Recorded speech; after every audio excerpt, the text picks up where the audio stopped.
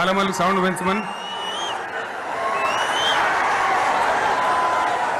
BRS రాష్ట్ర కార్యవర్గ సభ్యులు, జిల్లా పార్టీ అధ్యక్షులు, గౌరవనీయులైన ప్రజాప్రతినిధులు, మాజీ ప్రజాప్రతినిధులు,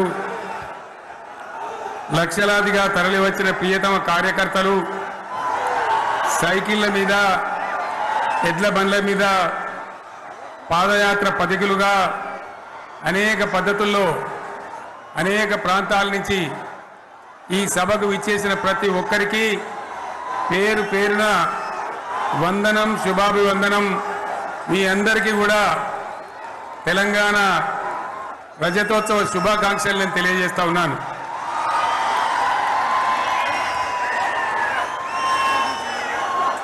జననీ జన్మభూమిశ్చ స్వర్గాదపి గరీయస్. ఇది శ్రీరామచంద్రుడు లంక మీద యుద్ధం చేసి రావణ సంహారం చేసి అయోధ్యకు తిరిగి రావాలి అనేటువంటి ఆలోచనలో ఉన్నప్పుడు రాముల వారి సోదరుడు లక్ష్మణుని సహా ఆయన వెంట ఉన్న చాలామంది పెద్దలు లంక చాలా సువర్ణమయంగా ఉంది, అద్భుతంగా ఉంది, మనం ఇంకా అయోధ్యకు ఎందుకు, ఇక్కడి నుంచే పరిపాలన చేద్దామని అంటారు. దానికి శ్రీరామచంద్రుల వారు ఒప్పుకోలేదు. ఆయన చెప్పిన మాట ఏంటంటే, కన్న తల్లిని జన్మభూమిని మించినటువంటి స్వర్గం ఏది కూడా ఉండదు, కాబట్టి మనం అయోధ్యకే తరలిపోవాలని చెప్పి మళ్ళీ అందరిని తీసుకొని అయోధ్యకు రావడం జరిగింది.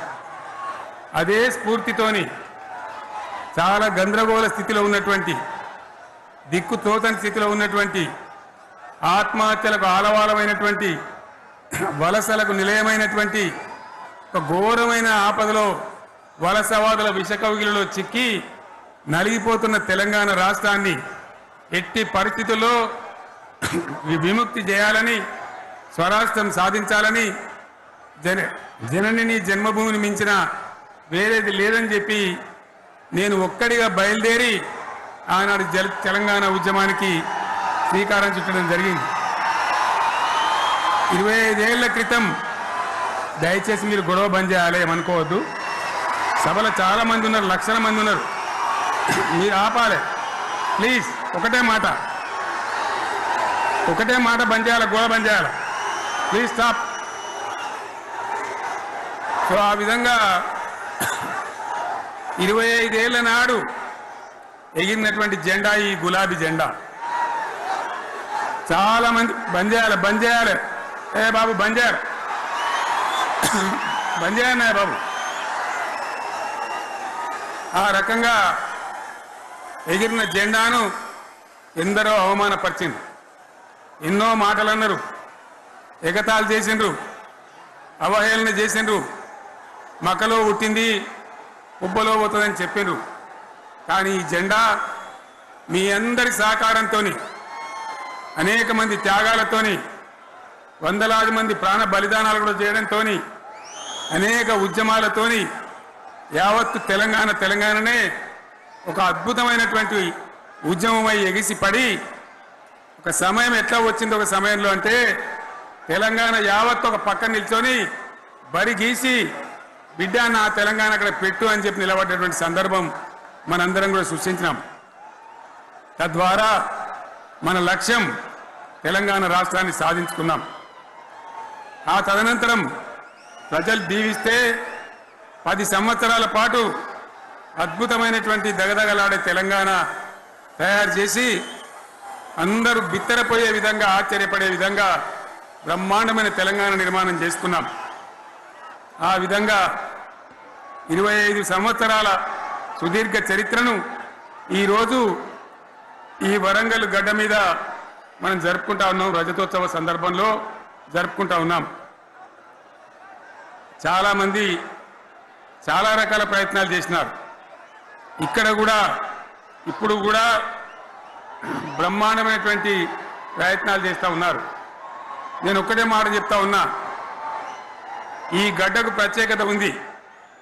ఇది రాణి రుద్రమ్మ ఏలిన వీరగడ్డ, సమ్మక్క సారక్కల పోరుగడ్డ, బమ్మెర పోతన కవితా మాధుర్యం పండించినటువంటి జీవగడ్డ.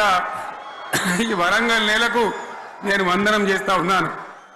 మన అమరవీరులకు శిరస్సు వంచి నివాళులు అర్పిస్తా ఉన్నాను. 1969లో మూగబోయిన తెలంగాణ నినాదానికి తిరిగి జీవం పోసింది ఈ గులాబీ జెండా అని మీ అందరికీ నేను మనవి చేస్తా ఉన్నాను. ప్రజలు పరిపాలన అప్పగిస్తే విధ్వంసమైన తెలంగాణను వికాస పథంలో నడిపించింది ఈ తెలంగాణ. దానికి కూడా ఈనాడు కరెక్ట్గా 25 ఏళ్ళు నిండుతా ఉన్నాయి.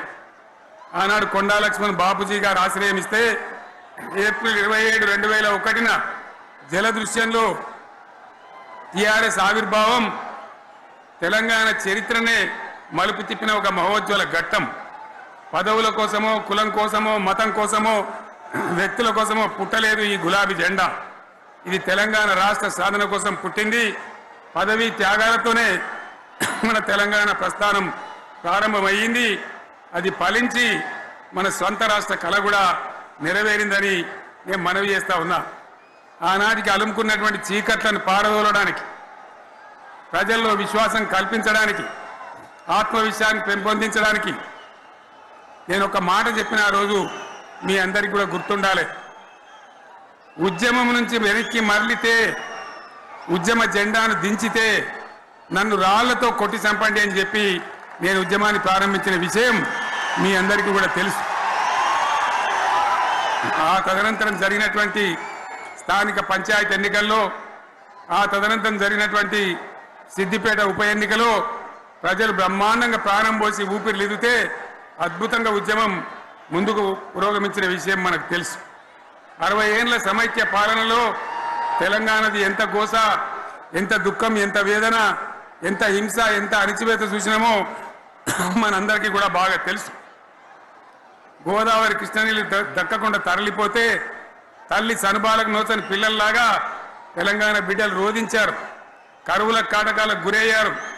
అర్ధరాత్రి కరెంట్లు పెట్టబోయి పాములు గుట్టి, తేలు గుట్టి చాలా భయంకరంగా అనాథల్లాగా చనిపోయినారు.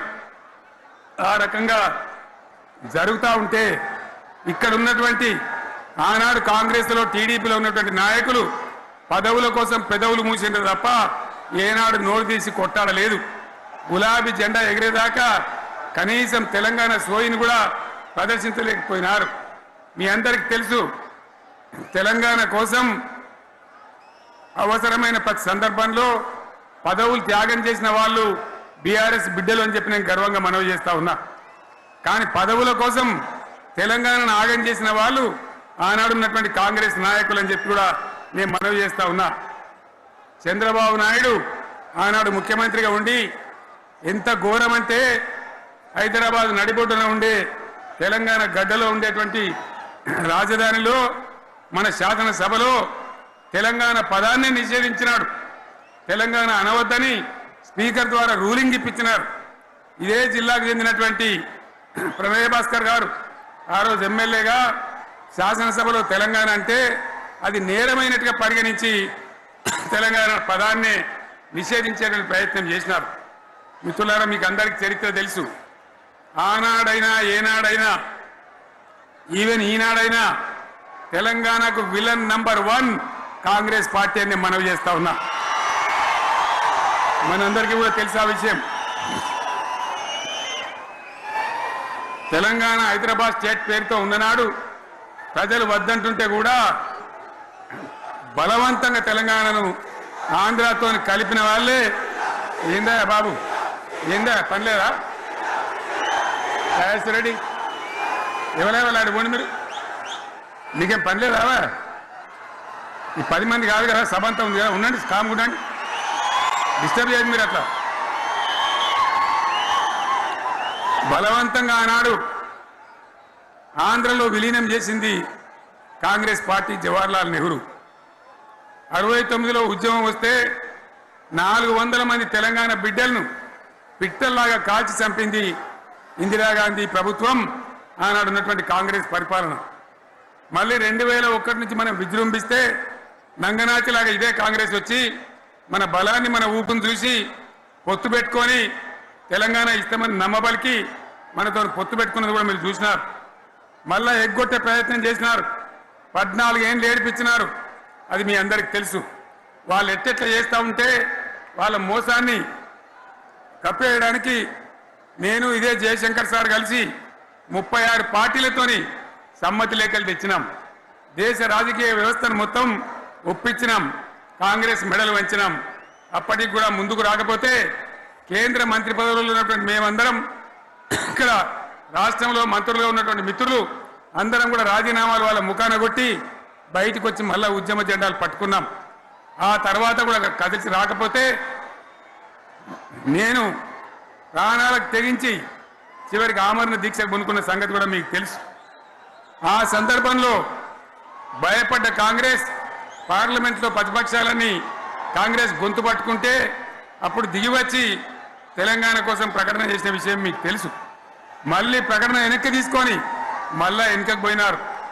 ఆ తర్వాత సకల జనుల సమ్మె కావచ్చు, సాగర హారాలు కావచ్చు, వంట వార్పులు కావచ్చు, అనేక రూపాలలో విజృంభించి మళ్ళీ భయంకరమైన పోరాటం చేసినాం. మళ్ళీ 3 ఏళ్ల తర్వాత వాళ్లకు రాజకీయ అవసరం ఏర్పడి ఆనాడు వచ్చి మళ్ళీ తెలంగాణ ఇస్తామని ప్రకటించి వాళ్ళకి ఇష్టం లేకపోయినా తెలంగాణ సృష్టించినటువంటి ఆ సుడిగార్పులుగా తట్టుకోలేమని భయపడి తెలంగాణ ఇచ్చిన విషయం కూడా మీకు తెలుసు. తదనంతరం ప్రజలు మనకు అధికారం ఇచ్చినారు. దాన్ని మనం ఏదో అధికారం అనుభవించడానికి తీసుకోలే, బాధ్యతగా తీసుకున్నాం. ఎంత బ్రహ్మాండంగా పనిచేసినాం. రాష్ట్రాన్ని మన చేతిలో పెడితే ఎక్కడున్న తెలంగాణను ఎక్కడ తీసుకొని పోయినాం. అనేక రంగాలలో please please please please please ఒకటే మాట. ఏ బాబు ఇక్కడ నేను మాట్లాడుతున్నా, అక్కడ మీరు మాట్లాడుతున్నా. మీకు ఏమైనా అర్థం ఉన్నదా? ఏది అర్థం కావాలి ప్రజలకు? ఏం పని లేదావా? ఇదేం పద్ధతి? మీరు పార్టీ కార్యకర్తలేనా? సైలెన్స్ ఉండండి. అంతమంది నన్ను లక్షల మంది మీరు 10 మంది అయినా ఇక్కడ 10 నిమిషాలు సైలెంట్గా ఉండలేరా? చివరిలో బాగా చెప్తాం, స్లోగా అద్భుతంగా దుంకుదాం, స్టే ఎత్తు దుంకుదాం. మీరు బాధ్యత చూడాల్సింది ఏంటంటే మీరు అరవడం బంద్ చేయండి. ఇంతమంది ఉన్నారు. ఏం సీఎం పనిలేదా నీకు? మళ్ళీ అందరు ఇళ్లలోకి చేరుకోవద్దా? క్షేమంగా పోవద్దా? ఎక్కడెక్కడి నుంచో దూరం నుంచి ఎక్కిన వాళ్ళు ఉన్నారు. 10 నిమిషాలు మీరు సైలెంట్గా ఉండండి. ముందరున్న వాళ్ళు 10 ఏళ్ల బీఆర్ఎస్ పాలనలో ఎక్కడున్న తెలంగాణ ఎక్కడికి పోయింది? ఎన్ని రంగాలలో ఎన్ని అవార్డులు వచ్చినాయి? ఎన్ని అద్భుతమైన పనులు చేసి చూపెట్టినాం. తెలంగాణ అంటే ఒకప్పుడు వెనుకబడ్డ ప్రాంతం, ఎగతాళి చేయబడ్డ ప్రాంతం, పనికిమాలిన ప్రాంతం అనే పేరు పెట్టిన ప్రాంతం. కానీ ఎన్ని రంగాలు, తలసరి ఆదాయాన్ని బ్రహ్మాండంగా పెంచినాం. 90,000 ఉన్న తలసరి ఆదాయాన్ని 3.5 లక్షల పైచీలకు పెంచుకున్నాం. జిఎస్డిపిని దేశంలో నంబర్ 1 స్థానానికి తీసుకెళ్ళినాం. తెలంగాణలో బ్రహ్మాండంగా పెండింగ్ ప్రాజెక్టులన్నీ కూడా కంప్లీట్ చేసుకున్నాం. కల్వకుర్తి కావచ్చు, నెట్టెంపాడు కావచ్చు, భీమా కావచ్చు, ఎల్లంపల్లి కావచ్చు, మిడిమానేరు కావచ్చు, అక్కడ మేఘాల మీద పనిచేసి దాన్ని అంతా కూడా కంప్లీట్ చేసి ఒక్క పాలమూరు జిల్లాలోనే 10 లక్షల ఎకరాలకు సాగునీళ్ళు ఇచ్చుకున్నాం. బ్రహ్మాండమైనటువంటి ఇరిగేషన్ ప్రాజెక్టు కంప్లీట్ చేసుకున్నాం. 3.5 లక్షల టన్నుల వడ్లు పండించే స్థాయికి తెలంగాణను తీసుకొని పోయినాం. వరంగల్ గడ్డ కోసం, ఇదే జిల్లా కోసం పెండింగ్లో ఉన్న దేవాదుల ప్రాజెక్టును కంప్లీట్ చేసి ఈ గడ్డకు నీళ్లు తెచ్చుకున్నాం. 3 ఏళ్లలో కాళేశ్వరం ప్రాజెక్టు కట్టుకున్నాం. వాగుల మీద, వంకల మీద చెక్ డ్యాములు కట్టుకున్నాం. మిషన్ కాకతీయ పేరు మీద చెరువులన్నిటి పూడికలు తీసుకున్నాం. ఒక అద్భుతమైన తెలంగాణను తయారు చేసుకున్నాం. పడావు భూములన్నీ పంట పొలాలుగా మార్చుకున్నాం. ఆనాడు బీఆర్ఎస్ పాలనలో చెరువుల నిండా జలరాశులు, రైతుల కళ్ళాల నిండా ధాన్య రాశులతోని బ్రహ్మాండంగా తెలంగాణ అద్భుతంగా పురోగమించిన విషయం మీకు తెలుసు. పంజాబ్ను తలదన్నే పంటలు పండించిన విషయం కూడా మీ అందరికీ తెలుసు అని నేను మనవి చేస్తా ఉన్నా. రైతు కష్టమేందో నాకు తెలుసు. నేను స్వయంగా రైతును కాబట్టి రైతాంగాన్ని కడుపులో పెట్టి చూసుకున్నాం. మీ అందరికి ఒక మాట చెప్తా ఉన్నా, ఈ దేశంలో షేర్షా సూరి అని ఒక రాజు ఉండే. ఆయన కాలంలోనే రెవెన్యూ సంస్కరణలు తెచ్చినారు. నేను చెప్పే మాట మంచి వినాలి మీరు. చరిత్ర పొడుగుతో చూస్తే షేర్షా సూరి నుంచి స్వతంత్ర భారతం వచ్చిన తర్వాత ప్రజాస్వామ్య ప్రభుత్వాలు కూడా రైతుల దగ్గర రకరకాల శిస్తులు వసూలు చేసినారు, రైతుల దగ్గర డబ్బులు వసూలు చేసినారు, తహసీల్ రకాలు వసూలు చేసినారు, నీటి తీరువాలు వసూలు చేసినారు. కానీ రైతును చూడాలని వాడు అందుకోలే. భారతదేశంలోనే ఎక్కడ కూడా లేని స్కీమ్. నన్ను వాళ్ళు అడగలే, ఎలక్షన్లలో చెప్పలే. నాకు నేనుగా ఆలోచించి, ప్రభుత్వమే ఆలోచించి రైతు బంధు పథకాన్ని తెచ్చినాం. చాలా బ్రహ్మాండంగా రైతు బంధు పథకాన్ని అమలు చేసినాం. రైతాంగానికి ఎటువంటి కరెంట్ ఇచ్చినాం, ఇంత అద్భుతమైన కరెంట్ ఇచ్చినాం. ఆంధ్ర వలసవాద ముఖ్యమంత్రులు ఏం మాటలు మాట్లాడినారు. తెలంగాణ వస్తే కారు చీకట్లు అవుతాయి, మీకు కరెంటే రాదు, మీకు పంటలు పండియే రాదని చెప్తే వాళ్ళ నోర్లు మోయించేలాగా ఉత్తమమైనటువంటి ట్రాన్స్ఫార్మర్ కావాలన్నటువంటి, మోటార్లు కావాలన్నటువంటి నాణ్యమైన కరెంటును 24 గంటలు సప్లై చేసినాం. రైతు ఇంట్లో కూర్చుంటే పొలాల కాడ బోర్లు దుంకినాయి. మీరందరూ కళ్ళారా చూసినారు. నాకంటే ఆ విషయం మీకే ఎక్కువ తెలుసు. అదేవిధంగా రైతులు చనిపోతే 2 ఎకరాలు 3 ఎకరాలు ఉన్న రైతులు ఏముంటుంది, వాళ్ళకి ఆదాయం ఉండదు. వాళ్ళు చస్తే బీఆర్ఎస్ రాకముందు పట్టించుకున్న నాతుడు లేడు. అదే బీఆర్ఎస్ వచ్చిన తర్వాత రైతు బీమా ఇచ్చి వాళ్ళు చనిపోయినాక 8 రోజుల్లోనే వాళ్లకు రైతు బీమా అందే విధంగా ఆనాడు చర్యలు తీసుకున్నాం.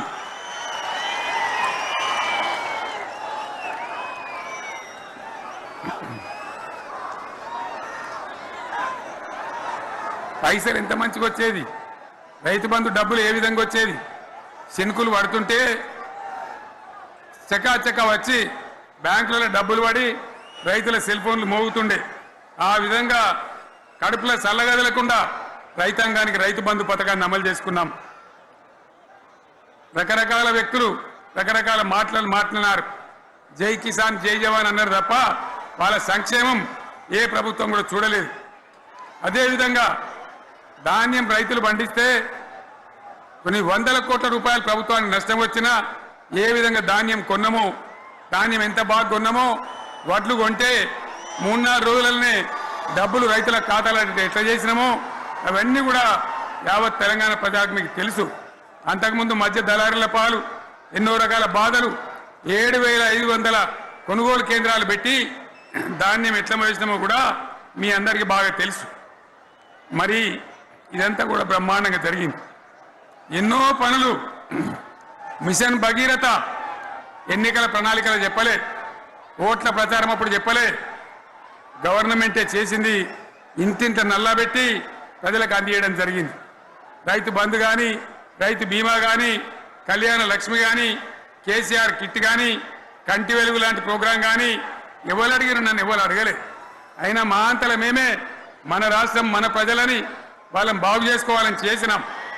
చెరువులలో చేపలు పెంచాలని ఎవరు అడిగిరు నన్ను, ఎవరు డిమాండ్ చేసిండ్రు, వాళ్ళకు వృత్తి పని దొరకాలని, మత్స్యకారులను ప్రోత్సహించాలని చెరువులలో చేపలు పెంచినాం. లక్షలాది గొర్రెలను పంపిణీ చేయమని ఎవరు ధర్నా చేయలే, ఎవరు అడగలే. కానీ ప్రభుత్వమే తనంతట తానే బ్రహ్మాండంగా వాళ్ళకు చేయడం జరిగింది. ప్రజల అవసరాలు ఎప్పటికప్పుడు తీర్చినాం. అంతవరకే ఆగలే. పారిశ్రామిక రంగం మీద దృష్టి పెట్టినాం, పెట్టుబడులు ఆకర్షించినాం. సుమారు 20 నుంచి 25 లక్షల మంది పిల్లలకు ఉద్యోగాలు ఇప్పించే ప్రయత్నం చేసినాం. 40 కోట్లు మాత్రం ఉన్న ఐటీ ఎగుమతులు 2.5 లక్షల కోట్లకు పెంచగలిగినాం. ఐటీ రంగంలో 7 లక్షల మందికి ఉద్యోగాలు కొత్తగా వచ్చినాయి. 1000కి పైగా గురుకులాలు పెట్టినాం. పేద ఇళ్ళ విద్యార్థులకు ఉత్తమమైనటువంటి చదువును అందించినాం. తెలంగాణలో 3 మెడికల్ కాలేజీలు ఉంటే దాన్ని 33 మెడికల్ కాలేజీలు తీసుకొని పోయినాం. ఈ విధంగా అది ఒకటి మాత్రమే కాదు, బీఆర్ఎస్ టైంలో మత కల్లోలం లేదు, కర్ఫ్యూ లేదు, కల్లోలం లేదు, శాంతి భద్రతలన్నీ కూడా బ్రహ్మాండంగా కాపాడి ప్రతి ఒక్కరిని కూడా కాపాడే బాధ్యత తీసుకొని కడుపులో పెట్టుకొని చూసుకున్నాం. ఇవన్నీ కూడా నా డైలాగులు కాదు, నేను చెప్పే స్టోరీలు కాదు.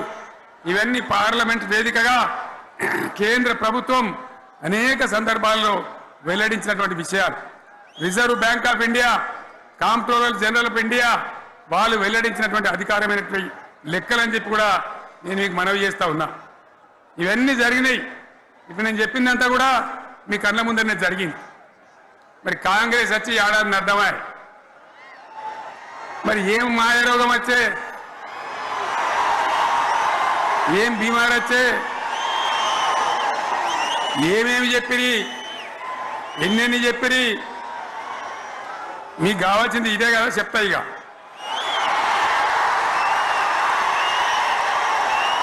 వాళ్ళ కథ చెప్పే ముందు మన కథ కూడా చెప్పాలి కదా. ఏమేం మాటలు మాట్లాడిండ్రు.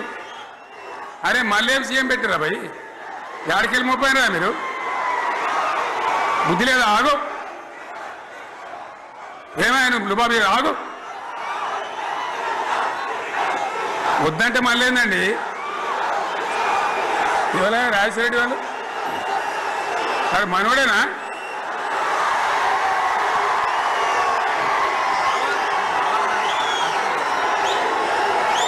ఇన్ని మాటలు చెప్పి వరుస బట్టి గోల్మాల్ దింపుట్ల కాంగ్రెస్ ను మించిన వాళ్ళు లేడు, అబద్ధాలు చెప్పుట్ల కాంగ్రెస్ ను మించిన వాళ్ళు లేడు. ఎన్ని చెప్పిరి ఇక్కడ ఉన్నోళ్ళు జాలరని ఉన్న గాంధీలు లేని గాంధీలు డూప్లికేట్ గాంధీలు అంతా ఢిల్లీకి వెళ్ళి కూడా దిగిరి, చప్పట్లు కొట్టి డాన్సులు చేసి స్టేజీల మీద. ఒకటి చెప్పిండ్రా, ఏమిత్తాడా కేసీఆర్ రైతు బంధు 10,000 ఇస్తాను, మేము 15 ఇస్తాం చెప్పిండ్రా? చెప్పిండ్రా లేదా? చెప్పిండ్రా? ఈచుడు ఇచ్చుడు కాదు, చెప్పిండ్రా? 10,000కు 15,000 ఇస్తామని అన్నారా? కేసీఆర్ పెన్షన్లు 2,000 ఇస్తాడు, మేము 4,000 ఇస్తాం చెప్పిండ్రా? ఇంకేం చెప్పిండ్రు? కేసీఆర్ ఇంట ఇద్దరుంటే ఒకరికే ఇస్తాడు, మేము ముసలోనికి ఇద్దరికి ఇస్తాం చెప్పిండ్రా? చెప్పిండ్రా లేదా? అన్న మీరు మధ్యన్న వాళ్ళు చెప్తలేరు, చెప్పిండ్రా? ఇవన్నీ కాంగ్రెస్ వాళ్ళు చెప్పిండ్రా? చెప్పింది అన్న వాళ్ళు ఒకసారి చేయలేవట్టారు దయచేసి.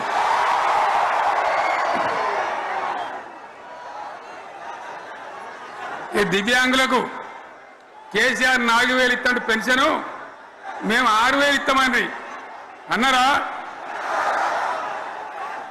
ఇక చదువుకునే ఆడిపోరగాళ్ళకు స్కూటీలు కొనిస్తామండి, కొనిచ్చారా? అన్నారైతే అన్నారు కదా. విద్యార్థులకేమో విద్యా కార్డు ఇస్తామండి, 5 లక్షల గ్యారంటీ కార్డు, బ్యాంక్ కార్డు ఇస్తామండి. ఇట్లా ఎన్ని మాటలు చెప్పారు. ఇక ఉరుకురి ఒకరినికోడు ఉరుకురి 2 లక్షల లోన్ తెచ్చుకొని డిసెంబర్ 9 నాడే కథం, ఒక కలంపోటుతోనే కథం అన్నరా? అన్నరా? మరి చేసిండ్రా? చెయ్యలే. ఇక వడ్లు కొంటే ఒక వడ్లు కాదు, ఆనాడు మన మీద కొనుగోలు కేంద్రాలు పెట్టి కనీసం మద్దతు ధర వచ్చేటట్టుగా మొలకొచ్చినా తడిసిపోయినా రంగు మారినా రైతులు కాబట్టి మన బిడ్డలు కాబట్టి గవర్నమెంట్కు 500 కోట్లు నష్టం వచ్చినా సరే మొత్తం కొనురు రాని నేను చెప్పిన కొనిపించిన బాధ కాలే. వాళ్ళేం చెప్పినారు? పబ్లిక్ను బోల్తా కొట్టేయడానికి మేము కింటాలకు 500 బోనస్ ఇస్తాం, మక్కలకి ఇస్తాం, వడ్లకి ఇస్తాం, ప్రతి పంటకి ఇస్తాం చెప్పిండ్రా? ఇటువంటివి చెప్పుడే కాదు, వీటితోని ఇంకొక 420 హామీలు చెప్పాను. వాళ్ళ నోటికి మొక్కాలే. కళ్యాణ లక్ష్మి కేసీఆర్ 1,00,000 రూపాయలు ఇస్తాడు, మేము వస్తే తులం బంగారం కూడా కల్పిస్తామండి అన్నారా? ఏమన్నా నత్తందా?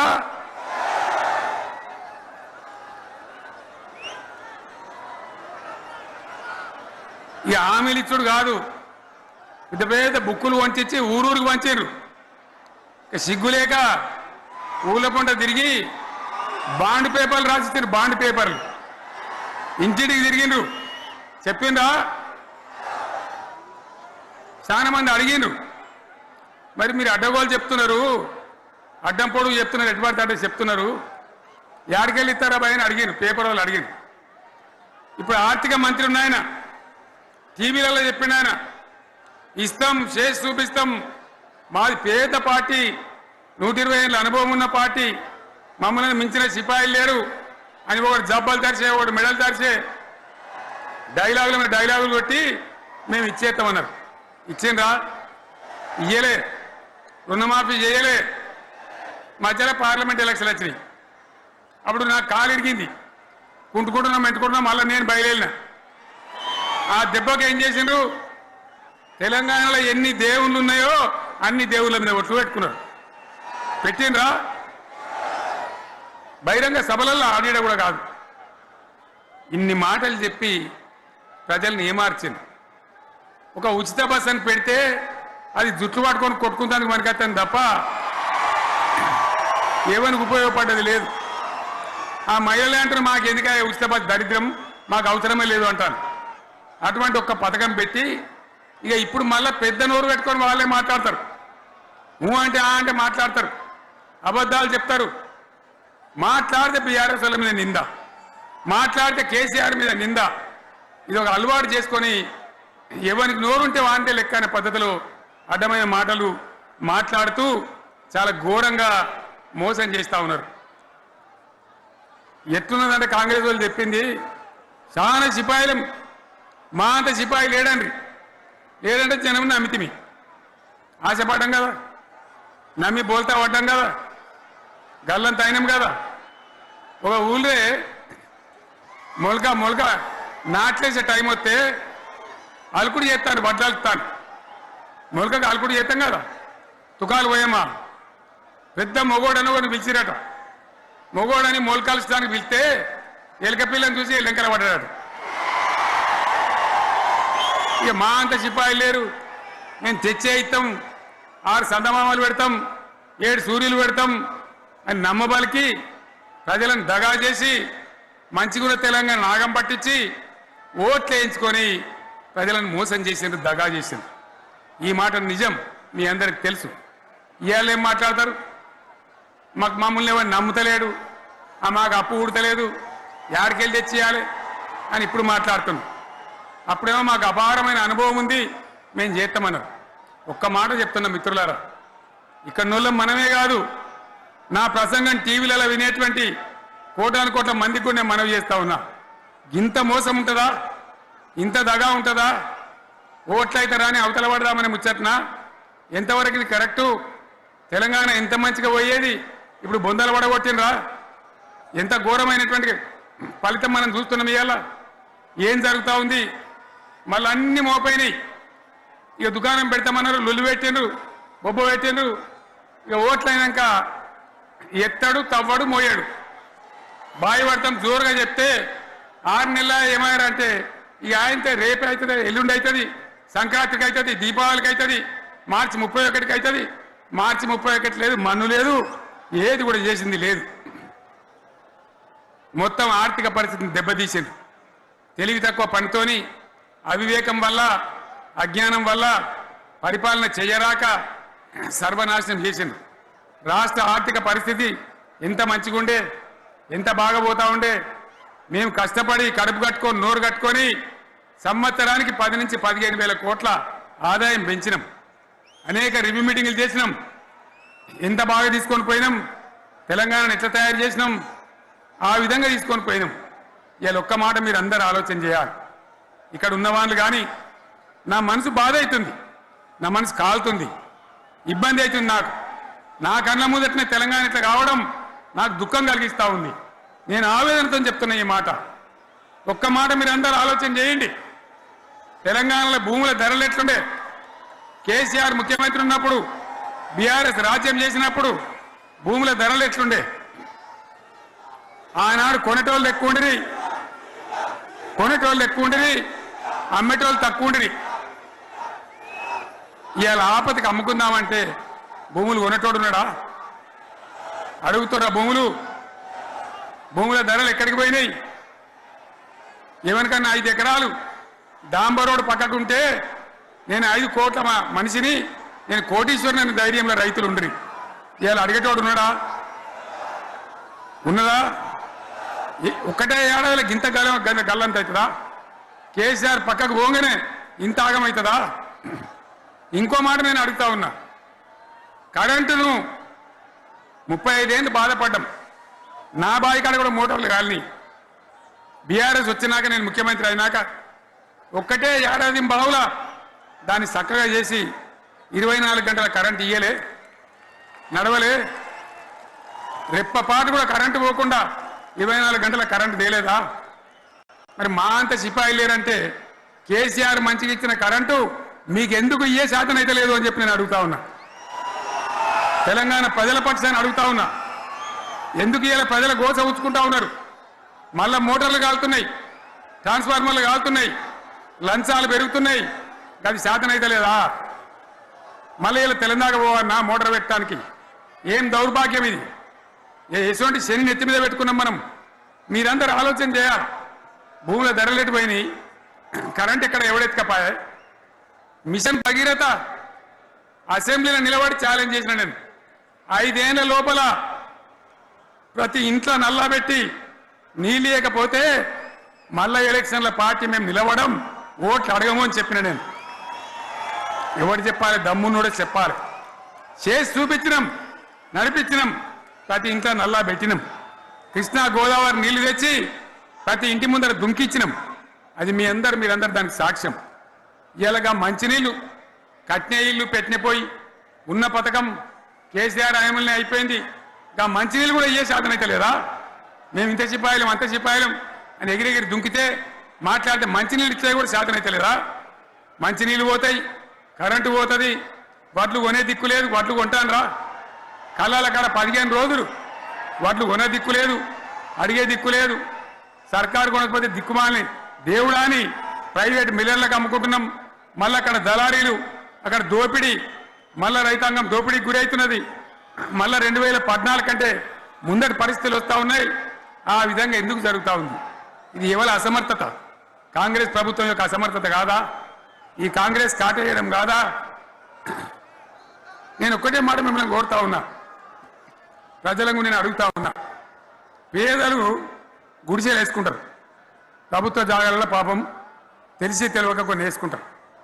బీఆర్ఎస్ గవర్నమెంట్లో హైదరాబాద్తో సహా వరంగల్తో సహా అనేక పట్టణాలలో అనేక ప్రాంతాలలో రాష్ట్ర వ్యాప్తంగా లక్షలాది మందికి మేము పట్టాలు ఇచ్చినాం. బుల్డోజర్లు పెట్టి జేసీబీలు పెట్టి మేము చెరువులలో పూడికెళ్ళి తీస్తే వీళ్ళేమో హైడ్రా అని మన బొందా అని పెట్టి పేదల ఇండ్లు కూడా కొడతా ఉన్నారు. ఆనాడు చెరువు పూడికెళ్ళి తీసిన బుల్డోజర్లు ఇలా పేదల ఇండ్లు కూడా కొడతా ఉన్నాయి. ఇవన్నీ మనం చూస్తూ ఉన్నాం. చూసి మౌనంగా ఉందామా, కొట్లాడదామా, ఏం చేద్దాం అనేది మనం ఆలోచించే సమయం వచ్చింది. దేశాన్ని నంబర్ 1 స్థాయిలో నిలబెడితే ఇవాళ 14వ స్థాయికి 15వ స్థాయికి తీసుకొని పోయినారు. నా కళ్ళ ముందన్న గిట్ల జరుగుతుంది, ఇంత మాయల్యమే అవుతుంది, ఇంత మోసం చేస్తారని నేను కూడా అనుకోలే. ఇలా చాలా బాధ కలుగుతూ ఉంది, చాలా దుఃఖం కలుగుతూ ఉంది. ఇంకా ముందరికి పోవాల్సిన తెలంగాణ ఇలా వెనుకకి అయిపోతున్నా ఉన్నది. మళ్ళా ఎవరు దీనికి కారణం? ఈ దుర్మార్గులు కాదా? నిలబెట్టి ఖచ్చితంగా అడగాల్సిన అవసరం ప్రజలకు లేదా? అడగాలి. ఎందుకోసం? టైం ఇవ్వాలని మేము కూడా టైం ఇచ్చినాం. ఏమంటారు? మీకేసినట్టు మాకేసిన ఓట్లు, మాకు ఏడాదిన టైం ఇయ్యరా, ఏడాదిన అర్థమైన టైం ఇయ్యరా, మీకు కన్నేరురా అని అంటారు. కాబట్టి నేను నోరు తెరవలే, బయటికి రాలే. కృష్ణా జలాల మీద గడబడి జరిగితే ఒక్కసారి అక్కడ నాయకులు తీరకపోతే నల్లగొండలో పోయి ఒక గర్జన చేసి వచ్చినా కానీ నేను ఎక్కడ బయటికి రాలే, మాట్లాడలే. కానీ ఏడాది అర్థం అయిపోయింది, ఇంకేం పాడైంది? పువ్వు పుట్టంగానే పరిమళిస్తుంది అన్నట్టు ప్రభుత్వం కథ తెలియదా? ఇంకేమున్నా వీళ్ళకి టైం ఎక్కడిది? వీళ్ళు ఏం చేస్తారు? చివరి 6 నెలలు అయితే ఎలక్షన్ అయినారు. వీనికి ఉన్న టైమే 2.5 ఏళ్ళు. ఈ 2.5 ఏళ్లలో వీళ్ళు చేస్తారు, మనం బతికి ముందర పడతామా? అందుకోసం ప్రజానీకం, మేధావులు, తెలంగాణ ప్రజలు దయచేసి అందరూ ఆలోచన చేయాలి. ప్రతి వాళ్ళు కూడా ఆలోచన చేసి దీనికి పరిష్కారం ఏందో కనుక్కోవాలి. మేధావితో పనిచేయాలి. ఆవేశంతో కాదు. ఆవేశంతో మనం నినాదాలు ఇస్తే కాదు, ముళ్ళును ముళ్ళుతోనే తీయాల. యాడ ఓడగొడుతున్నామో గాన్నే వెతకాలి. ఎక్కడ జారిపోయిందో ఆన్నే మళ్ళీ దొరకబట్టాలి. ఆ నైపుణ్యం, ఆ స్థాయి ఇవాళ రావాలి. మళ్ళీ ఇప్పుడు ఏం చేస్తారు? మాట్లాడితే బీఆర్ఎస్ మీద బదనం. ఇక వశమైతే లేదురా అని భూములు అమ్మకానికి పెడతామంటు. అమ్మచ్చు, అత్యవసరమైతే కొన్ని అమ్మచ్చు.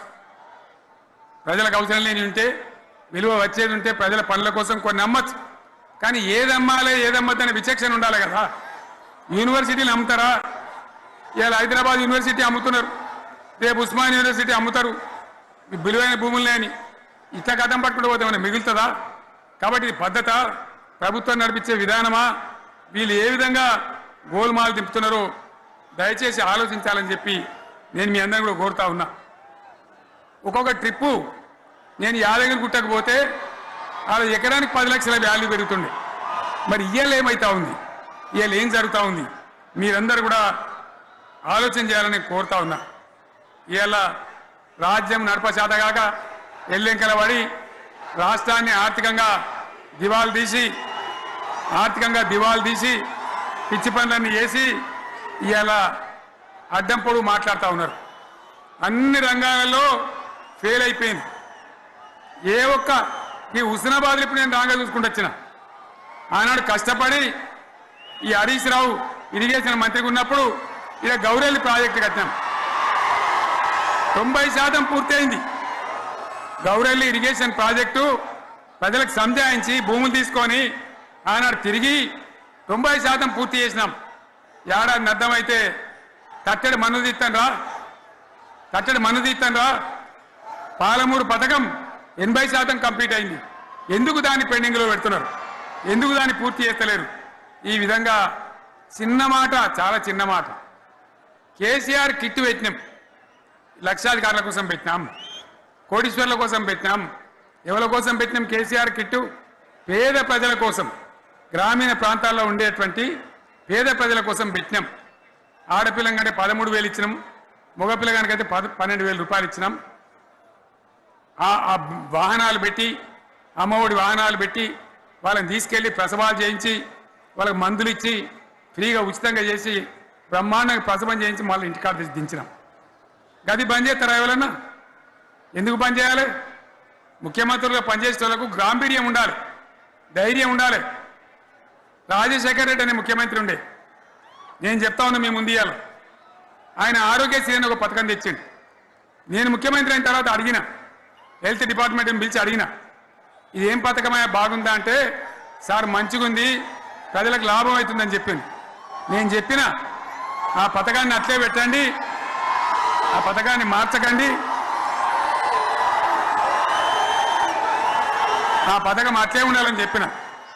అక్కడ చెప్పడం కాదు, నేను అసెంబ్లీలో చెప్పిన, ఇది మా స్కీమ్ కాదు, కాంగ్రెస్ గవర్నమెంట్ ప్రారంభించింది, దాని పేరు కూడా మేము మారుస్తలేం, కానీ కొనసాగించాలని చెప్పినాం, కొనసాగించినాం. అది మీ అందరికి తెలుసు. ఇలా వీళ్ళు కేసీఆర్ ఆనవాళ్ళు లేకుండా చేస్తాం, కేసీఆర్ ముచ్చట లేకుండా చేస్తారా? ఇవాళ మనం కూడా సభ పెట్టుకుంటే ఎన్ని అడ్డంకులు దానికి.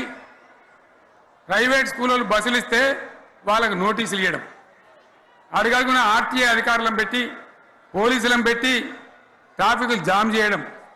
ఇప్పుడు కూడా సభకు రావాల్సిన వాళ్ళు 1,50,000 మంది బయటనే ఆగిపోయింది. ఇటు హనుమకొండ దిక్కు, అటు హుజరాబాద్ దిక్కు, ఇటు సిద్దిపేట దిక్కు 3 రోడ్ల మీద కూడా జాములున్నాయి. నేను అడిగిన నాయకులు ఏంది అంటే, ఇబ్బంది అవుతుంది సార్, రానిత్తలేరు, మధ్యలో ఇబ్బందులు కలిగిస్తున్నారు, కొన్ని లారీలు తెచ్చి అడ్డం పెట్టాను పనికిమాలని అని చెప్పి జామ్ అయిపోయి అక్కడనే ఆగిపోయింది. నేను అన్న ఇంకో అర్ధగంట ఆగి మాట్లాడదామంటే మా వాళ్ళంతా ఉండి, లేదు మనోళ్ళు దూరం పోవాలి, ఇక రానోళ్ళు ఎట్లా అందరూ మనం మాట్లాడి సభ ముగించాలని చెప్తే నేను వేదిక మీదకి వచ్చిన. ఇన్ని అడ్డంకులు, ఇంత కడుపు ఆపుతారా? బీఆర్ఎస్ సభలను ఆపుతారా? ఈ ప్రపంచనాన్ని ఎవడాపుతాడు? ఆగబడితే ఆగుతుందా? నేను ఒక్క మాట పోలీసు మిత్రులకు మనవి చేస్తా ఉన్నా. ప్రజాస్వామ్యంలో ప్రజలకు అడిగే హక్కు ఉంటుంది, తప్పకుండా అడుగుతారు ప్రజలు. ఈ అడిగే హక్కును సోషల్ మీడియాలో బీఆర్ఎస్కు సోషల్ మీడియా వారియర్స్ ఉన్నారు, వాళ్ళు బ్రహ్మాండంగా పనిచేస్తున్నారు, ఖచ్చితంగా అడుగుతున్నారు ప్రజల తరఫున. ఇంత అన్యాయం జరుగుతుంటే చూడలేక సోషల్ మీడియాలో పనిచేసే తెలంగాణ బిడ్డలు ఇది ఏమన్యాయమే ఎట్లా అని చెప్పి ప్రభుత్వాన్ని ప్రశ్నిస్తూ ఉన్నారు, ప్రజలకు మద్దతుగా నిలబడతా ఉన్నారు. వాళ్ళ మీద కేసులు, వాళ్ళని పట్టకపోవడు. పోలీస్ సోదరులను నేను అడుగుతా ఉన్నా, మీరెందుకు దునుకులాడుతుండే? మీకేమక్కడ వచ్చింది? మీకొక్కటి చెప్తున్నా నేను, గ్యారంటీగా పోలీసు మిత్రులారా, ఇవాళ పోయి రాత్రి మీ డైరీలలో రాసుకోండి, మీ డైరీలలో రాసి పెట్టుకోండి. 100కు 100% ఇలా తెలంగాణ చెలరేగిన పరిస్థితికి మళ్ళా వచ్చేది బీఆర్ఎస్ గవర్నమెంటే. అది ఎవరు కూడా ఆపలేడు, అది ఎవరి తరం కాదు, ఎవరి వశం కాదు. మీకు తెలియదా? మీరు పోలీసు ఉద్యోగాలు చేస్తున్నారు, మీరు చదువుకోలేదా? మీకు కూడా విజ్ఞానం ఉంది కదా? వీళ్ళు దొంగ వాగ్దానాలు చేయలేదా? ప్రజలను మోసం చేయలేదా? ప్రజాస్వామ్యంలో ప్రజలకు అడిగే హక్కు లేదా? మీరెందుకు కేసులు పెడుతున్నారు? నాకు అర్థం కాదు. మీరెందుకు దునుకులాడుతున్నారు? మీరెందుకు బలైతారు? రేపు మీకు రాజకీయాలు ఎందుకు? మీ డ్యూటీ మీరు చేయండి. మేము బీఆర్ఎస్ ఎప్పుడు శాసనాన్ని ఉల్లంఘించం, చట్టాలను ఉల్లంఘించం. అయినా నేను ఒక్క మాట మళ్ళా చెప్తా ఉన్నా, మీకు ఆల్రెడీ చెప్తా ఉన్నారు పార్టీ నుంచి, ఎక్కడ ఎవరిని మీ మీద అన్యాయం కేసులు పెట్టినా మన టీఆర్ఎస్ లీగల్ సెల్ వీరులు ఉన్నారు, మీరు భయపడే అవసరం లేదు. న్యాయస్థానాలని అక్కడ పోరాటం చేద్దాం. మీకు అండగా కేసీఆర్ ఉంటాడు, బీఆర్ఎస్ ఉంటుంది, అందరం ఉంటాం. ఇక ఈడికెళ్ళి నేను కూడా ఊకోను, నేను బయలుదేరతా. యాన్ దాకైనా మంచిదే. ఎవరెవరి సంగతి ఏందో, ఎవరైనా లెక్కేందో అన్ని కూడా లెక్కలు తీద్దామని మనవి చేస్తా ఉన్నా. ఈ రకంగా మనం ముందు పోవాలి. ఒక్క మాటలను ఉన్నదా? ఇవాళ ఈ ప్రభుత్వం, ఈ కాంగ్రెస్ నయవంచక ప్రభుత్వం సంక్షేమంలో ఫెయిల్, మంచినీళ్ళలో ఫెయిల్, పొలాలకు నీళ్ళు ఇవ్వడంలో, సాగు నీళ్లలో ఫెయిల్, కరెంటు సరఫరాలో ఫెయిల్, రైతు బంధులో ఫెయిల్, విత్తనాలు ఎరువులు సరఫరాలో ఫెయిలేనా? ధాన్యం కొనుగోలులో ఫెయిల్, పల్లెలు పట్టణాల అభివృద్ధిలో ఫెయిల్, భూముల ధరలు పెంచడంలో ఫెయిల్. మరి దేంట్లో పాస్ అయిండు? ఎటు పడితే అటు ఒర్రుడు, దేవుళ్ళ మీద ఒట్లు పెట్టుడు, అబద్ధ వాగ్దానాలు చేసుడు.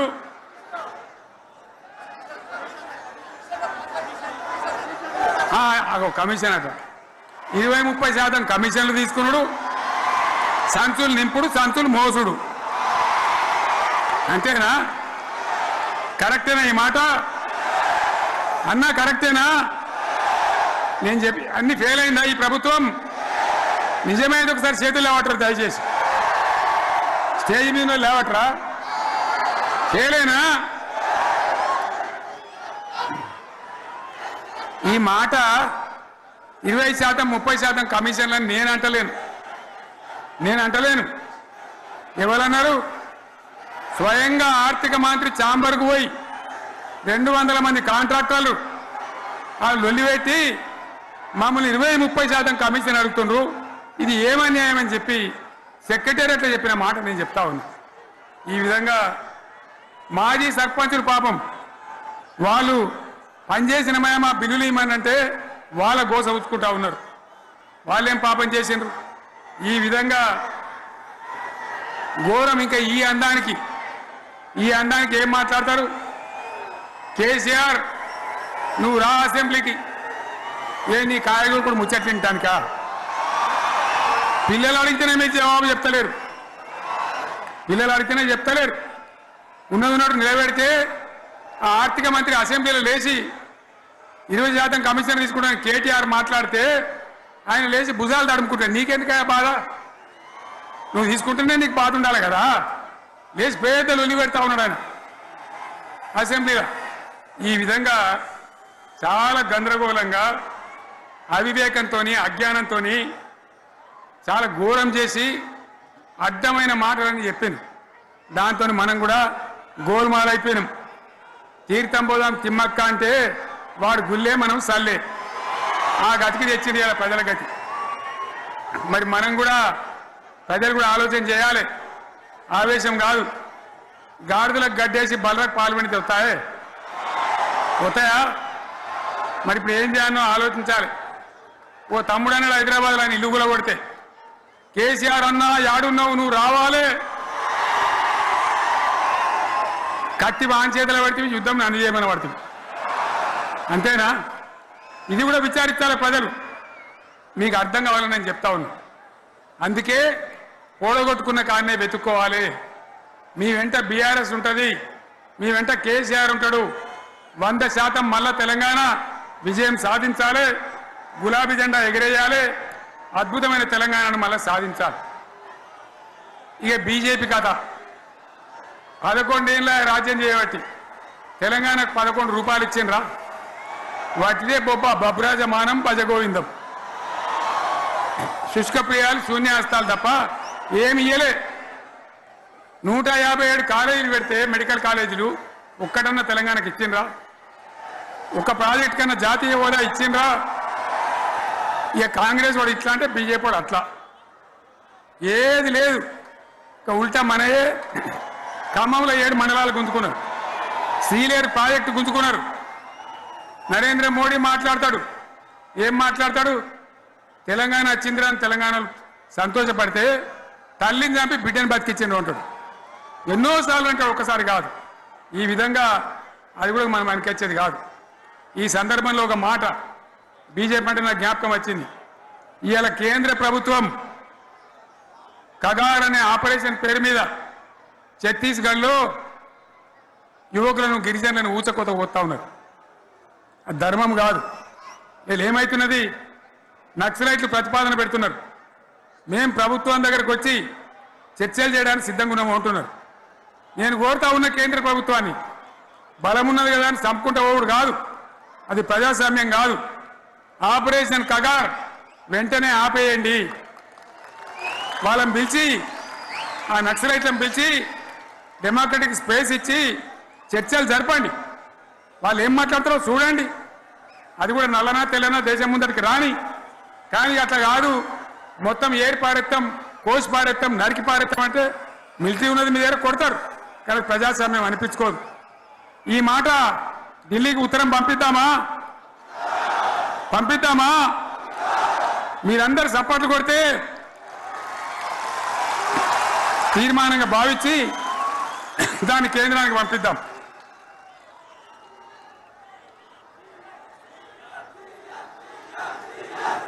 అది ఇక్కడ 30 లేదు. ఈ సందర్భంలో ఈ రజతోత్సవ వేళ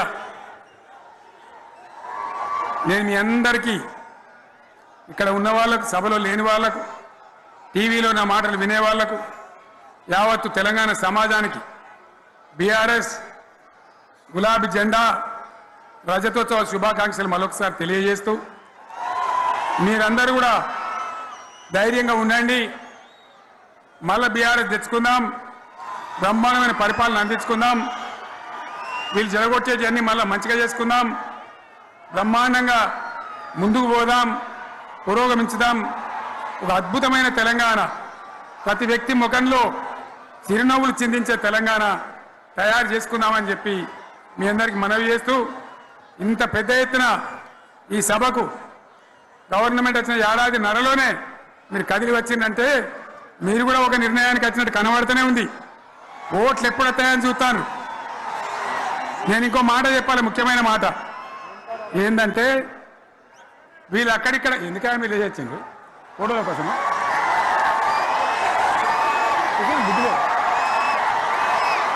ఒక మాట చెప్పాలి. ఏంటి? ప్రభాకర్ రెడ్డి అని మా ఎమ్మెల్యే ఉన్నాడు, దుబ్బాక ఎమ్మెల్యే. ఆయనతో ఎవరో హైదరాబాద్లో మాట్లాడితే, అన్న ఇంకా 3 ఏళ్ళు భరించాలన్న ఈ గవర్నమెంట్ అని మాట్లాడింది. ఆయన మాట చెప్పిండు విలేకరులు. అలా చూసారా మా గవర్నమెంట్ పడగొడతారట. మేమెందుకు పడగొడతాం రా భయ్? మాకేమైనా కాల్చేరు గులగుల పెట్టినాయా? మేమా కిరికిరి పని చెయ్యం. బిడ్డ మీరే ఉండాలి. ఓట్లు తీసుకున్నారు, చక్కగా పని చేయకపోతే మీ ఈపులు ప్రజలే సాఫ్ చేస్తారు. అంతే కదా? మేము పడగొట్టాం, మీ గవర్నమెంట్ పడగొట్టాం. ఎందుకంటే మీ సంగతి ఏందో మా సంగతి ఏందో ప్రజలకు పూర్తిగా అర్థం కావాలి. గులాబీ సైనికులకు నాకు ఒక్కటే మాట, మనం ఏనాడు మనం పుట్టిందే పదవులు త్యాగం చేసి, పుట్టిందే రాష్ట్ర సాధన కోసం, స్వార్థం కోసం మనం పనిచేయలే. మీ అందరి నాయకులను కార్యకర్తలను నేను కోరేది ఒకటే, తెలంగాణ సమాజం అద్భుతంగా పురోగమించేదాకా మనం పనిచేస్తూనే ఉండాలి. గవర్నమెంట్లో ఉన్నా ప్రతిపక్షంలో ఉన్నా ప్రజల పక్షాన ఉండాలి, ప్రజలకు అండగా ఉండాలి, ప్రజల సమస్యల మీద పోరాటం చేయాలి, వాళ్ళకు అండదండలుగా ఉంటూ పురోగమించాలి. అదే మన కర్తవ్యం. అందులోనే మనకు అన్ని పదవులు వస్తాయి. అది పెద్ద ఇష్యూ కాదు. ఎన్ని వేల మంది మనోళ్ళు ఎంత బ్రహ్మాండంగా ముందుకొచ్చారు. కాబట్టి మీరందరూ కూడా ఆ విధంగా రావాలి. లాస్ట్ మాట, ఈ సభ నిర్వహించినటువంటి మిత్రులు పోచంపల్లి శ్రీనివాసరెడ్డి గారికి, వినయ్ భాస్కర్ గారికి, పెద్ది సుదర్శన్ రెడ్డి గారికి, రవీంద్రరావు ఎమ్మెల్సీ గారికి, వారికి నేను ధన్యవాదాలు చెప్తా ఉన్నా. ఇక్కడ భూములు ఇచ్చి బ్రహ్మాండంగా ఆదరించిన ఈ ఎల్కతుర్తి చుట్టుపక్కల గ్రామాల ప్రజలకు కూడా, రైతులకు కూడా నేను ధన్యవాదాలు తెలియజేస్తా ఉన్నా. ఈ రజతోత్సవ శుభాకాంక్షలు మీ అందరికీ మరొకసారి తెలియజేస్తూ నేను మీరు సెలవు తీసుకుంటా ఉన్నా. జై తెలంగాణ, జై తెలంగాణ, జై తెలంగాణ. ధన్యవాదాలు. ఇప్పుడు లొలిపెట్టరా పై, బాగా లొలిపెట్టారు.